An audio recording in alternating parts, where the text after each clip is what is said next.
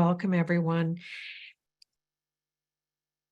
Welcome to the webinar hosted by the University of Minnesota's Early Bakken Center for Spirituality and Healing. We're very excited to be hosting as our speaker today, Dr. Tenzin Namdul, who will be sharing a presentation titled Death and Dying as a Pathway to Generate Resilience and Cultivate Compassion. Our attitudes towards death and dying have direct implications on how we die and how we care for others who are dying. At the Bakken Center, we understand that death is part of the natural life cycle and that people have choices as to how they live and how they die. We offer 2 academic courses that focus on death and dying, redefining end-of-life care, and suffering and self-transformation. Based on 18 months of living with and closely studying the Tibetan Buddhist community in southern India, Dr. Tenzin Namdul will show how death and dying is viewed as a potent cultural reference and source of moral motivation rather than a morbid, fearful course of life. Dr. Tenzin Namdul is a Tibetan medical doctor and a medical anthropologist. He's an assistant professor at the Bakken Center, where he is also the director of the Tibetan Healing Initiative. Additionally, Tenzin is on the faculty at the University of Minnesota's Center for Global Health and Social Responsibility. Dr. Namdul received his Tibetan medicine degree from the Mensakhan in Dharamsala, India, his bachelor and master's degree from the University of Minnesota, and earned a PhD in anthropology from Emory University. His research focuses on aging, end-of-life care, neurodegenerative diseases, and cognitive resilience. Tenzin's current work is an interdisciplinary study of Alzheimer's disease among Tibetan monks in southern India. Welcome, Tenzin.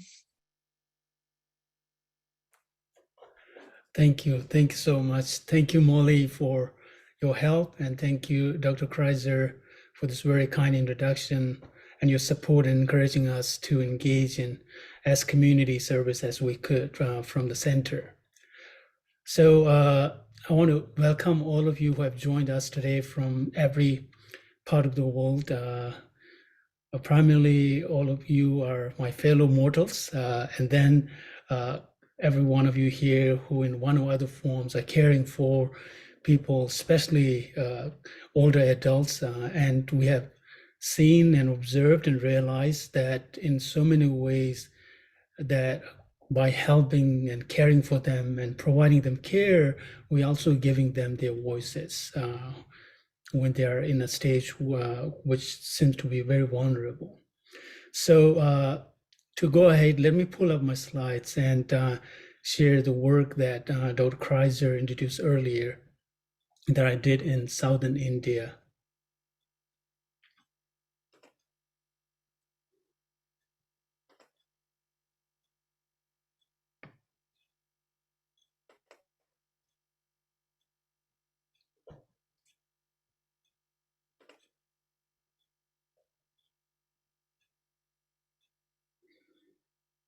So a few seconds here. Technology, as good as it is, sometimes it doesn't follow right through. So as most of you have seen, and as Dr. Kreiser has introduced, today's topic is about death and dying. It might sound a little morbid, but we also know and are aware, and most of you might have experienced that at the time of adversity, difficult times, challenging times, it often come across as a moment of kind of getting inside us, getting in touch with our inner strength and resilience, and using that as to cultivate compassion for others. So this particular topic is very much part of my research that I did from 2016 to 2019, 3 years of time.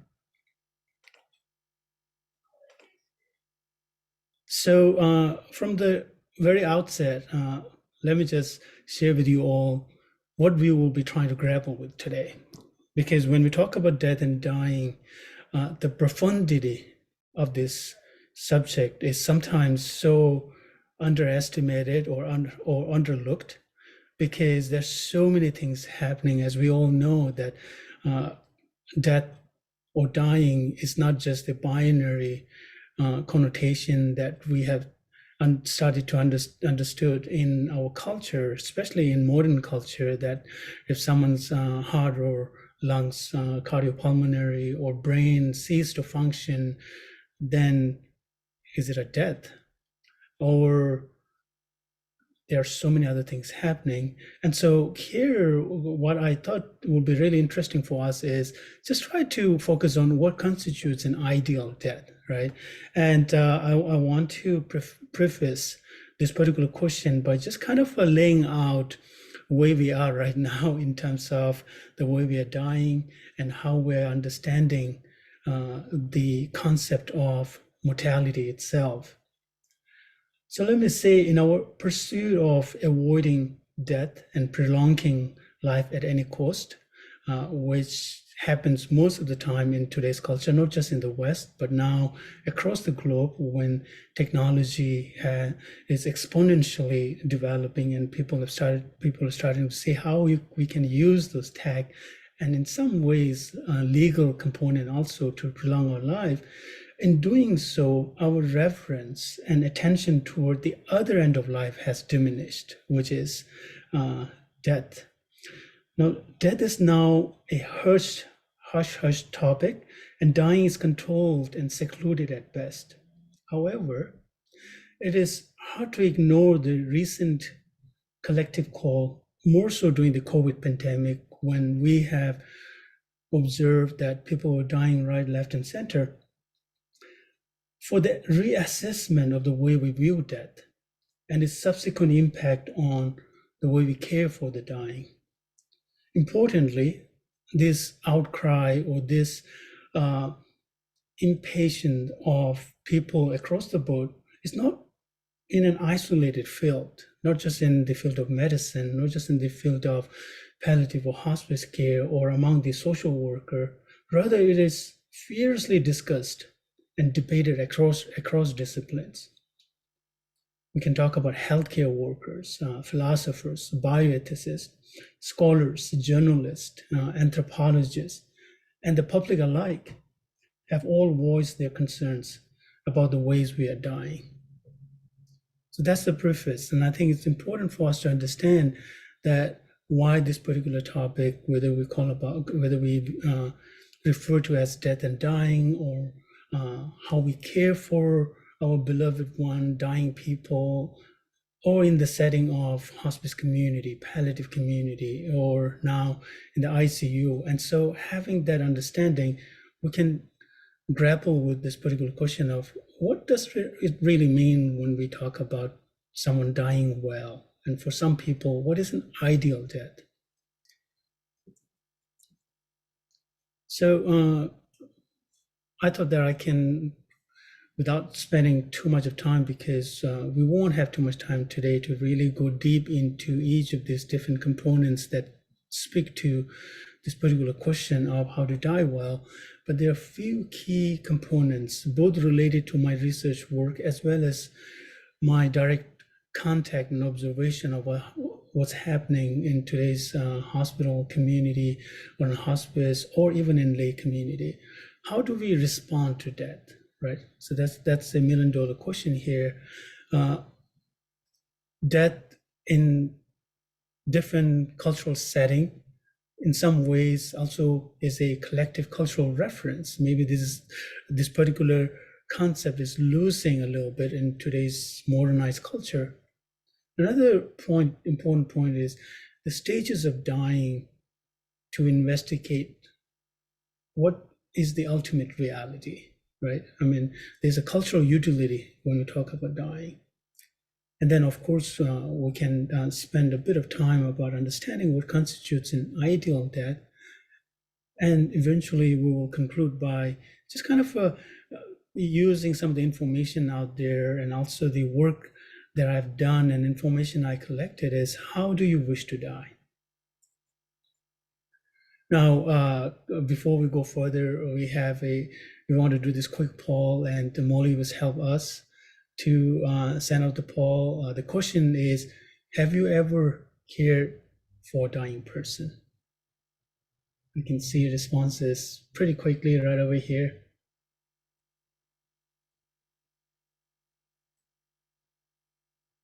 All right, and we'll give people just about 10 more seconds to respond, and then I'll close the poll and share the results. Thank you. That's great.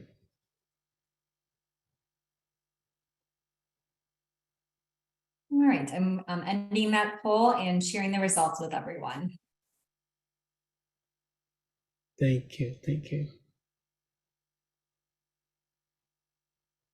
So we can see that close to 64-65% of you have suddenly cared for someone dying. And earlier when you were sharing where you're from and what your background is in terms of your professional work, I've seen many of you being death doula, or some you I've seen in the community of hospice or palliative care, and certainly that's very encouraging that in today's time, when in the field of geriatric care, hospice care, palliative care is not really that exciting, and both in terms of financial wise as well as the kind of the way it is being viewed in the field of medicine. But still, we have so many people now these days showing interest in this field. And we also see close to 36% here who haven't really cared for a dying person. So we will put a fine point on that and go ahead.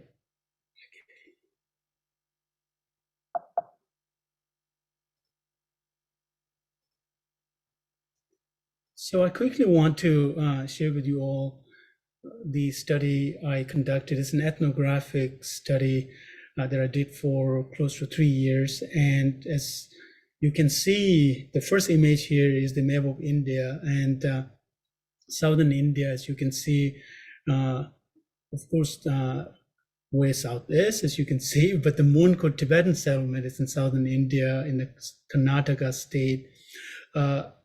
And the Tibetan settlement, which is out there, is one of the largest Tibetan community in exile in India outside of Tibet.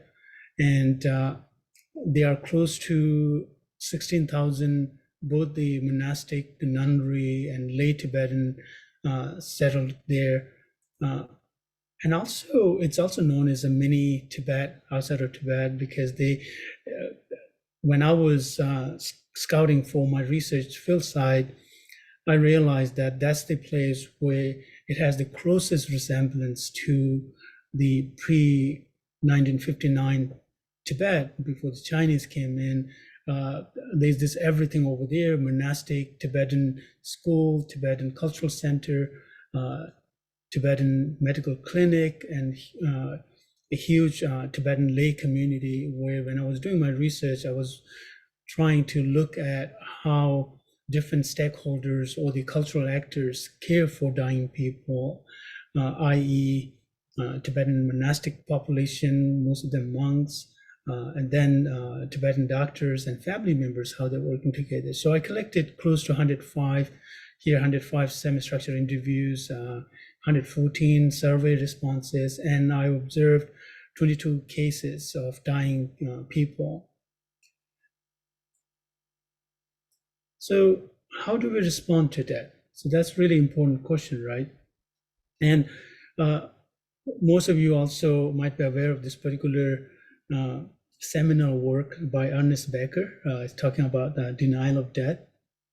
And I thought that I'll read out some of the key component that has come out of that particular seminal work.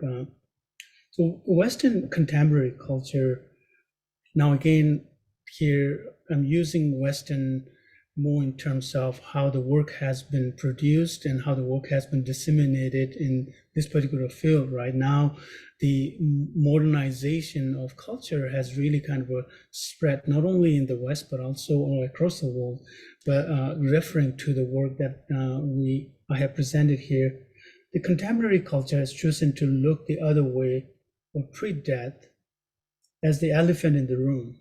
But if you pause to look at death, it is quite an interesting human phenomenon. We have complete certainty that everyone will die. But a caveat to this is the complete uncertainty as to where and when one might die, or about what, if anything, comes next. So of course, this has caused a sense of fear and helplessness among us. And in our response to this, we have come up with myriad ways to either make peace with death, confront death, and at times endeavor to conquer death. So cultural anthropologist Ernest Becker is an American cultural anthropologist, and in his work, not just in denial of death, but also his subsequent work, makes a provocative argument that humans are driven crazy by the idea of being mortal. Becker asserts that humans are terrified of death and thus have responded to denying and keeping death unconscious. So Becker, in fact, attributes this torment around the concept of death as the cause of developing everything that is culture in human societies. So what came out of Baker's work is the theory of terror management theory, or is also more commonly known among social psychologists or in the field of anthropology and sociology as mortality salience. Now, Baker's hypothesis, though initially ridiculed by academics, gained ground as an important anthropological theory known as terror management theory, with an impressive work and series of publications related to mortality salience by Jeff Greenberg and Sheldon Solomon and their colleagues, particularly in the mid-90s. So they did a very interesting study, and I would like to share with you one of the studies they did. So what they did was they asked the people to think about their mortality and then to jot down specifically, please describe the emotions the thought of your own death arouses in you, and what you think will happen to you physically as you die and once you are physically dead. So when they did this study, they found intriguing results where groups who were exposed to mortality salience, right? There were two groups, one who were exposed to mortality salience means like telling them to think about their mortality, and one who were not exposed to that emotion. So one who were exposed to mortality salience engaged in behaviors such as berating people who do not share their worldviews, trying to convert them into their system of beliefs, or even killing them. One other very intriguing example is their study reported that judges subjected to the experiment of mortality salience were much harsher with their judgment. The judges who had been reminded of their mortality set bails that were 9 times as high as the control group.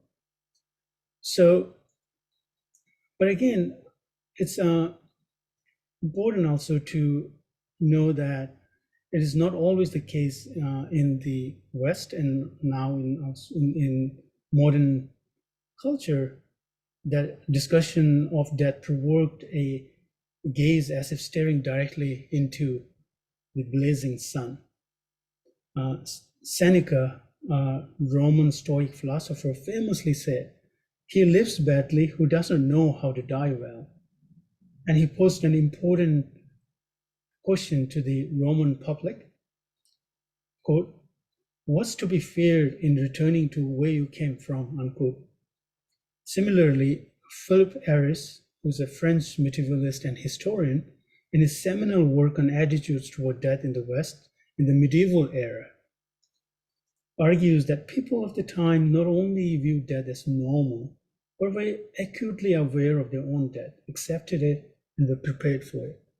So I wanted to highlight this historical background because, I mean, if you go back in medieval time as someone like Philip Aris, or if we read the work of Seneca, we see that the way they work with death and dying and the way it has been philosophically engaged in is very, done in a very positive way, right? I mean, if you also look at the work or the literature on funeral home or embalming practice, we see that death or the dead person or the corpse is not really viewed as fearfully and with some level of anxiety as it has become in today's time.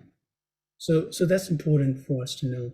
Now I have we have another poll here, and I can request Molly to help with us. The question is, has anyone you knew died in recent years?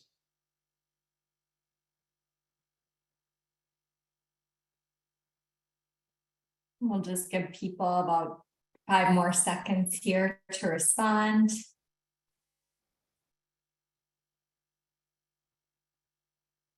All right, and it looks, like we have just about everyone, so I'll end it and share the results. Thank you so much. Yeah, wow. So you can see that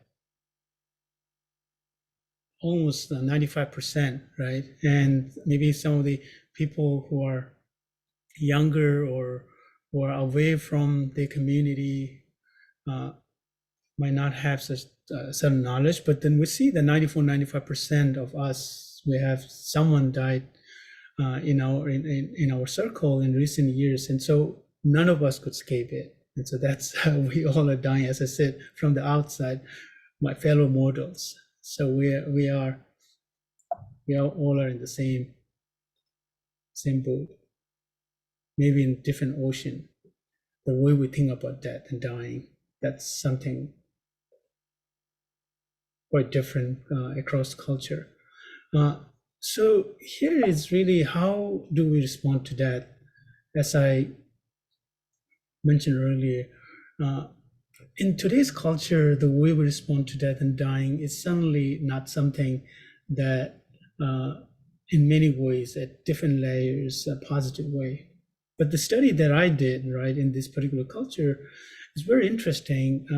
Tibetan Buddhist culture, and here, not just the culture, something which is out there, but the community members, they use death and dying as a collective cultural reference. And we all are familiar with some of the fundamental concepts of Indo-Tibetan philosophy and psychology, where there's so much use of fundamental concepts of looking at everything as not being stagnant. Everything is constantly changing, constantly moving. In some way, it is very universal, right? So sometimes we would say a Buddhist fundamental concept in terms of when we talk about impermanence or karma. But now we know that everything has cause and condition, which is karma. And we also know that the only reality, the only permanent thing is the constant changing or the impermanent, right? It's always there. And so in some ways, death really becomes, and I'm speaking here at the very surface level, right? I mean, if you go a little bit more deeper and try to understand the nuances of these concepts, we can go much deeper. But death is really constantly used in this community as animating or illustrating a concept such as impermanence, karma, or the cause and condition, anything that is based on or that comes out of, that emerge out of specific cause and condition, that has to dismantle, that has to go into a state of being non-existence, right? The cause condition can't be there finitely. Psychological adaptation cultural tool, and this is very interesting because again, using impermanence, using karma, using interdependent nature, which boils down to when someone's in the state of profound level of adversity. And that's when it comes into play, right? And so we say, oh, we all have to die. Why you worry about this particular thing? Everything gonna change. If something is not so pleasant, something is more difficult than pleasant, and not so pleasant, not to worry about it. It's gonna change. Conversely, if something is nice and pleasant, not to be too excited about it or too overwhelmingly happy about it, because things could change. Just be prepared for it, and that's where the impermanence, or it's a metaphor of someone not being there, someone dying, comes into play. And so therefore, using that as a cultural reference, using that as an adaptive cultural tool, not maladaptive, adaptive cultural tool, that is very often used as a moral supervisor. And so if any one of you have some level of familiarity of engaging with Tibetans, you would see that Tibetans, whether explicitly or implicitly, there's some kind of a citation been given. Like if someone is not acting in a morally informed or ethical way, people will just say, oh, don't forget that the way you die would very much dependent upon how you are living right now. Or if someone is like overly excited and happy about certain things, and then people would say, okay, don't forget you're going to die. Just be careful. And so they say there's this constant engagement. It's almost to an extent of using this as a dictum in this particular community. And so therefore it's always there. It's not really something secluded, something isolated, or something kept away from community members. And then eventually, for many Buddhists, I would say, and particularly more among practitioners, nuns and monks and lay practitioners, that is really used as a means to unmask ultimate reality. And so here again, I mean, this is pretty loaded term here when you say ultimate reality, but how do you ascertain what is real, what is unreal, and even in the realm of reality, there are different levels of realities, right? And so here, these practitioners that have spent years now, my work, the ethnographic work lasted for close to 2 years, but then every summer I would go back and spend time with them and collect information, whether jotting down things or just hanging around with them and observing. As an ethnographer, using all different senses to collect information, observe. Now, these informations, these cultural practices, values, and beliefs very much inform this particular model of death and dying in Tibetan Buddhist culture. It's so important for these practitioners as well as lay people to have certain understanding of looking at death and dying from a myriad perspectives. So all these different lenses really comes into play when it comes to understanding or developing some level of attitude towards death and dying, and how you can actually use that as an adaptive tool, both physically and psychologically.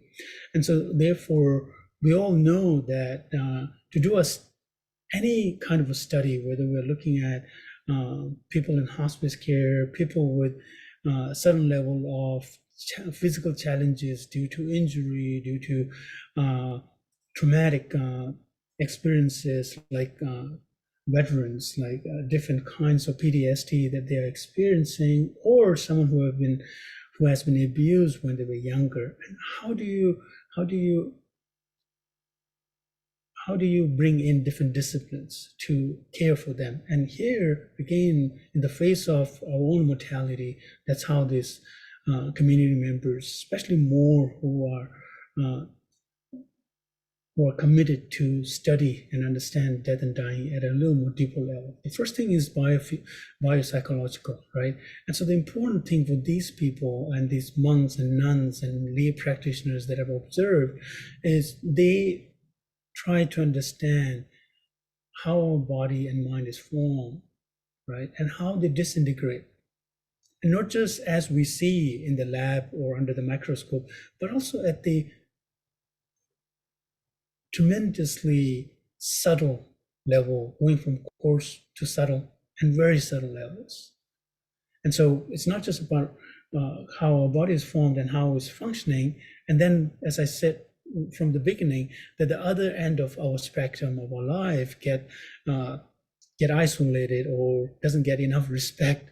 And so how they're disintegrating, how they're degenerating, that's really crucial for these practitioners and how they engage with their dying process. So they use dying as a vantage point, not in self-inquiry. We have different kind of contemplative practices, but the self-inquiry here is not only about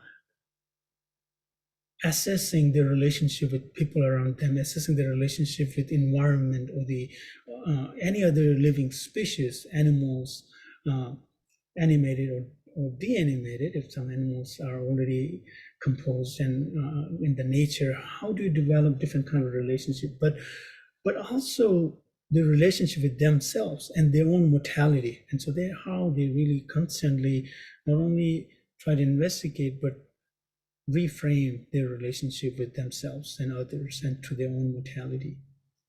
The second component here, which is really crucial here, is the philosophical or the spiritual component. And so, as I mentioned earlier, the fundamental, the Buddhist concept of impermanence or interdependent nature, or the emptiness. The emptiness, again, here, just kind of a quick explanation here in terms of emptiness is there's a danger of understanding emptiness as something which is completely empty, right? I mean, in the Eastern, particularly more in Indian, Tibetan philosophical interpretation, because they don't negate any form of existence, but the existence itself is dependent among everything in that space. And if it's not for everything in that space, that particular existence, if I'm thinking about myself, goes obsolete. There's nothing in there, right? And so that's how we look into it. And then, of course, by having this kind of a concept, what it does is, in terms of cultural utility, is it provides meaning, right? And then, importantly, it helps to provide looking at death and dying from different lenses, different perspectives. And finally, the socio-physiological, which is really important here because, as I said before, if we look at the biopsychological, it helps to transform relationship to oneself, others, and the death itself. And by doing so, they are not only able to, as Seneca that I shared earlier, is about if someone hasn't learned how to die well, they haven't lived a good life, or they haven't learned how to live well, right? And so being able to be aware of what's happening, your relationship with your death, with yourself, with others, it gives so much more space at the time of dying to remain focused, to be attentive. And therefore, also at that time, most of these practitioners, the dying people that I've observed, they're able to engage in a specific meditation called Tonglen Meditation, which we will use the last couple of minutes to collectively practice that meditation. The other thing is really being able to remain calm and have a clarity of mind, and perhaps be joyful, be at peace in the face of dying in the last moment. And so again, this can be translated into different other stages of our life as well, whether we talk about challenging, difficult situations. And these all are related to each other, contingent upon each other. Now, these are some of the things which to me was very interesting and fascinating, because when I asked this question, what constitutes an ideal death, to my study participants, most of them lay practitioners or monastic practitioners, they would always say that there are different options. There's no good or bad death, right? It depends upon how you have lived your life. And when they say, for this particular conversation, they were referring to what kind of a spiritual practice, what kind of a training that a person might have. And so depending upon that, some people who have been exposed to certain spiritual practice and training of mind and body at a basic level, they could die without any remorse because they have lived their life well, but there's a certain level of fear. The second option that they would refer to is the person who has done some level of spiritual practice. They can die without any remorse and fear. And then the third one here is someone who is who's an adept practitioner, who has really done everything they could in terms of spiritual practice and understanding their body and mind at the extremely subtle level, and how we're going to change at the course of dying. And then most of them, almost all of them, they believe in the continuation of life, their next life. They know what kind of a life they're going to have, right, in the end. So they are confident, and so they are able to, at the time of dying, be joyful and peaceful. And so one thing I want to share with you guys here is the moment of dying or the moment of death is crucial for these practitioners. They would say that there are two key ingredients here. The first thing is being able to be aware of what's happening, stay very focused, and use that point of concentration to engage with your virtuous mind, which is empathy, connection, love, and compassion. And so that's when I said before that's when these people are able to engage in Tonglen meditation. They are, even though they are facing difficult situations, almost most of the people, when they are dying, it's not really with full comfort, right? Unless someone has been given high dose of morphine and kind of numb the sensation. But most of these practitioners would like to be aware, to have a clarity of mind. And so therefore they're able to, even if they are suffering and having pain or discomfort or they're dying, they're able to shift their gaze toward others and empathize that if he or she is experiencing such difficult times, how others might be experiencing similar situations, and therefore they engage in Tonglen meditation to send out compassion and love for others. And when they do that or engage in that practice, that's when they're able to generate resilience. What they call in Tibetan is nyingtok, right? It's a heart power, literally translated as heart power. So therefore, I wanted to just kind of conclude by sharing this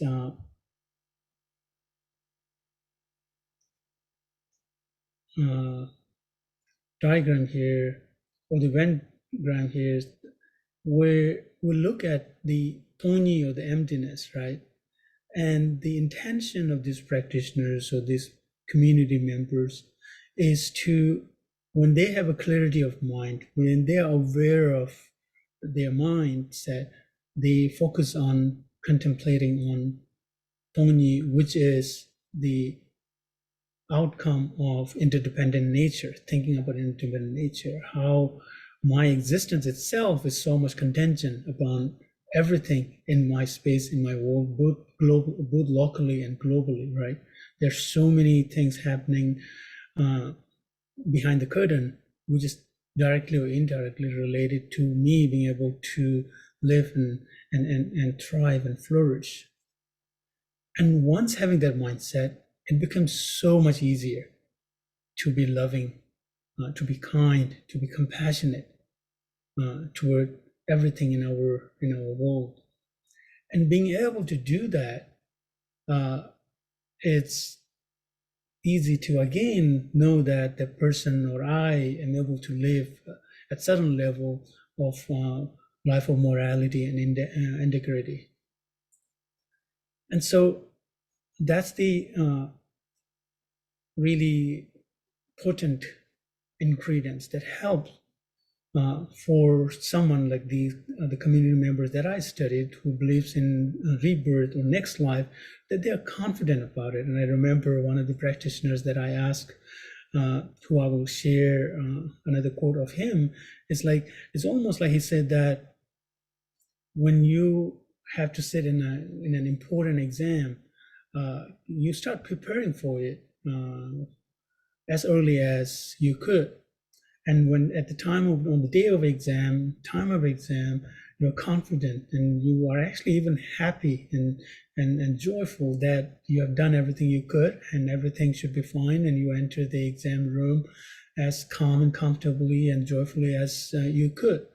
Conversely, if someone hasn't prepared anything at all, it will be not so nice feeling, right? There's some level of anxiety, looking at all the notes and trying to grapple with how you can actually be sure that you could come out with flying colors.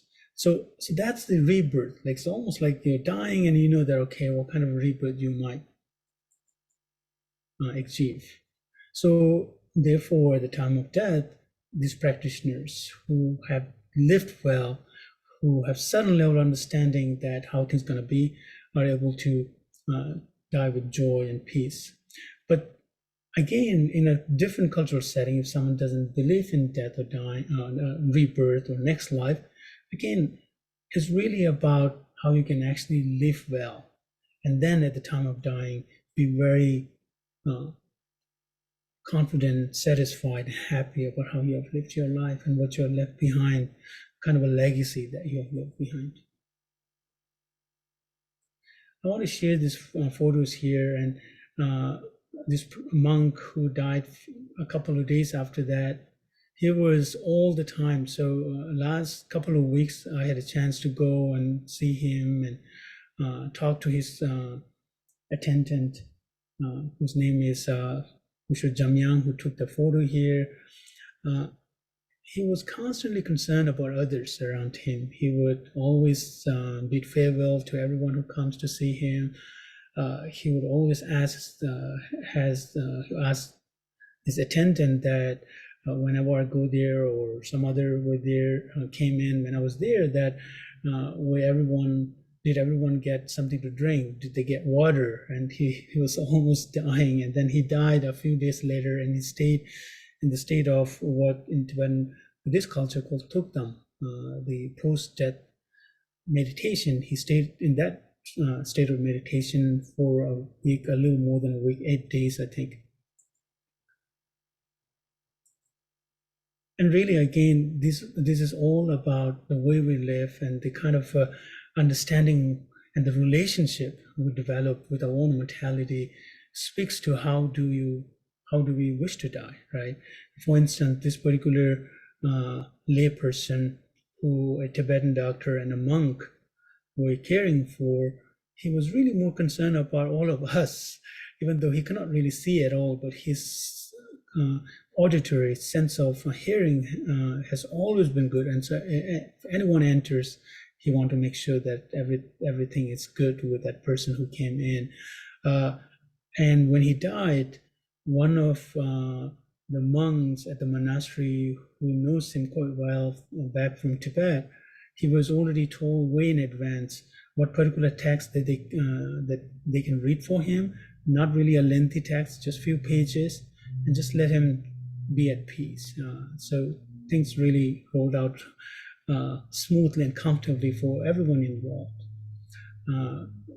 His name is Geshe Palden Thakpa, one of the most renowned and respected teachers at the monastery.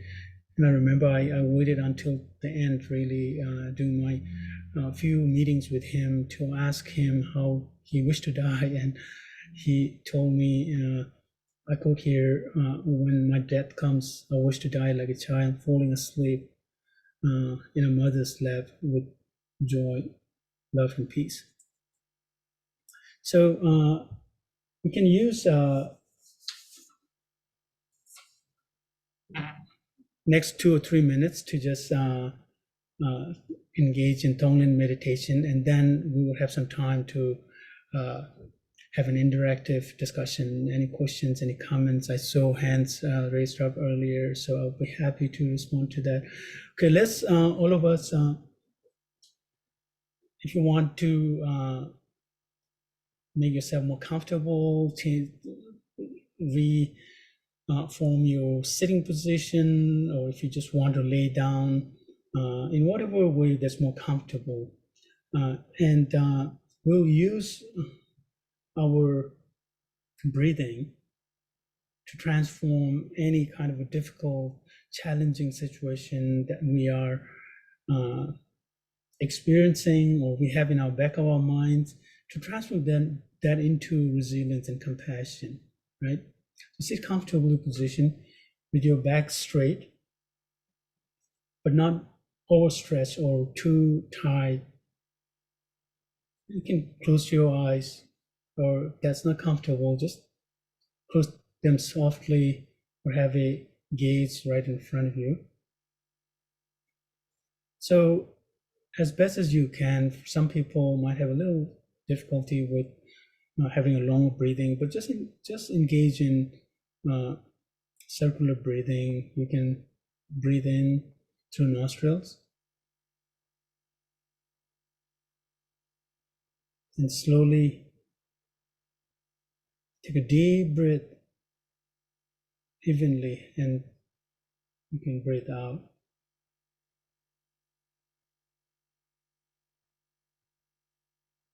Continue to take a breath in, deep breath, breathe out.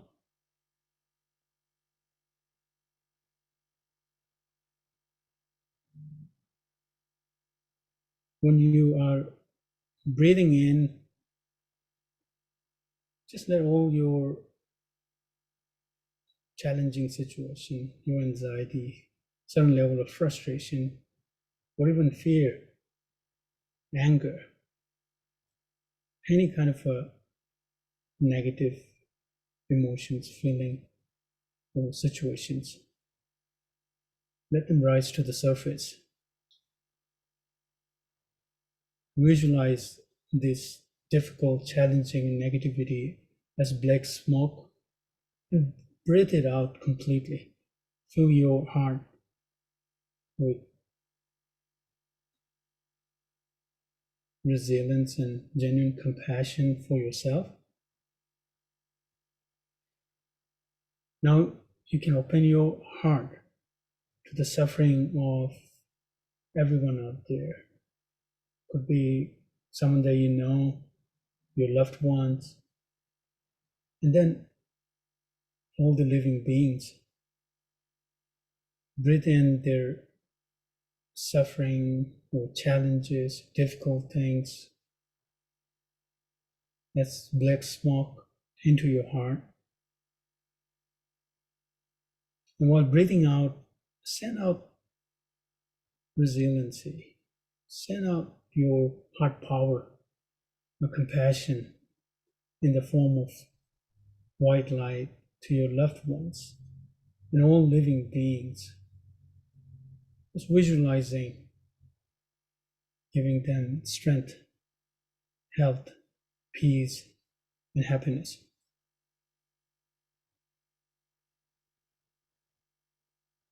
Let's do that one more time. Breathe in suffering, difficulties, negative emotions of people out there. Breathe out your heart power, your compassion for them. Now, before we conclude this, let's just make sure that we protect ourselves. And just again breathe in all the suffering, difficulties, or challenging emotions. Let them come to the surface. Then breathe out all of them.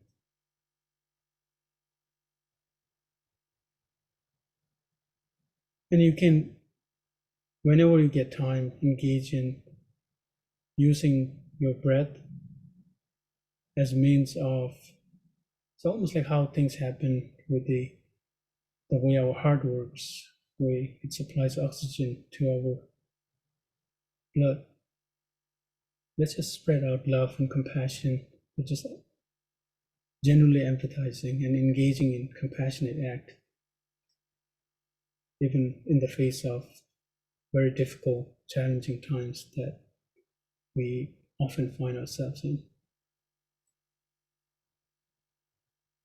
Thank you. Thank you for your practice. You can slowly open your eyes. And I want to share that we will share, Molly will share any resources related to the topics that I share with you all. And so there are all this different literature out there, both from the kind of a general Western contemporary cultures way of viewing death and dying, and the care that we provide for our clients and patients, and also from the Tibetan Buddhist or Indian culture. A couple of courses here in the fall. There's a course on redefining end-of-life care.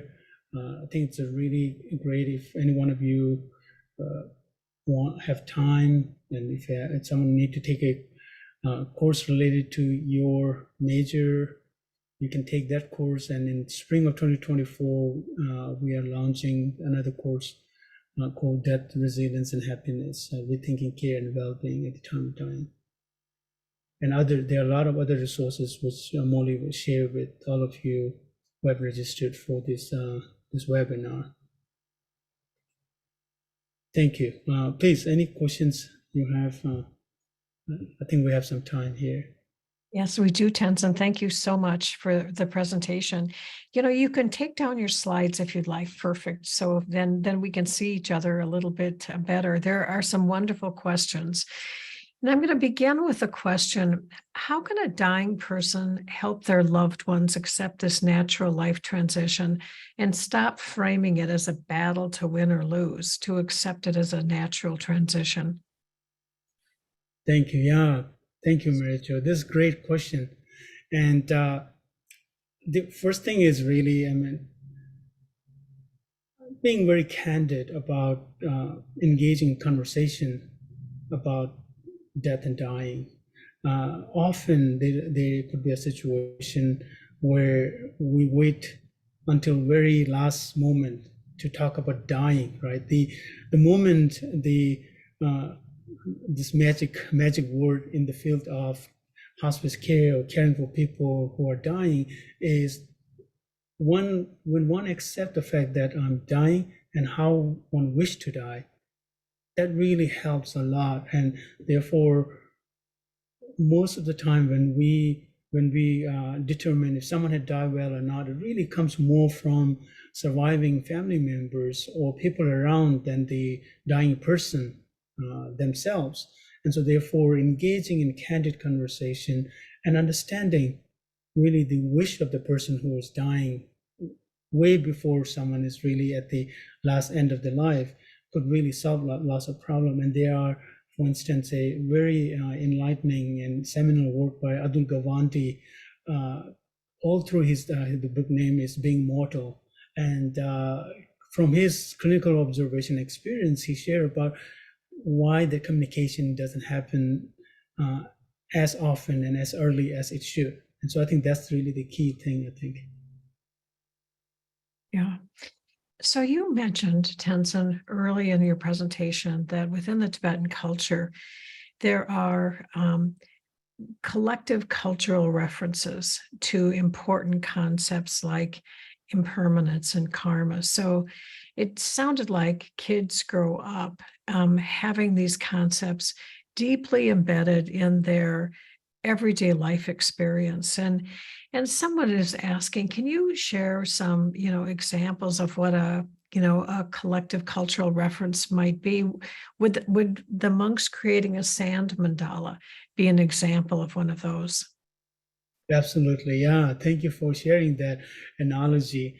And I think And I use the term collective cultural reference because when it comes to any major cultural engagement, and most of the time we see in rituals, right? I mean, when we talk about rituals, we can think about both the ceremonial big ritual with big R, and then the more kind of a day-to-day life ritual with a small r.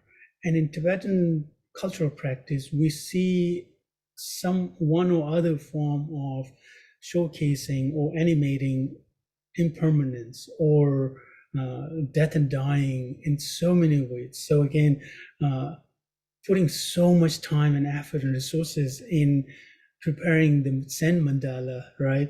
And then dismantling it, not only dismantling it right after it's been done and everyone wants to take photo and hold the memory of that picture, that image by taking picture, but it is also being thrown out in the water, right? And sending back to the nature.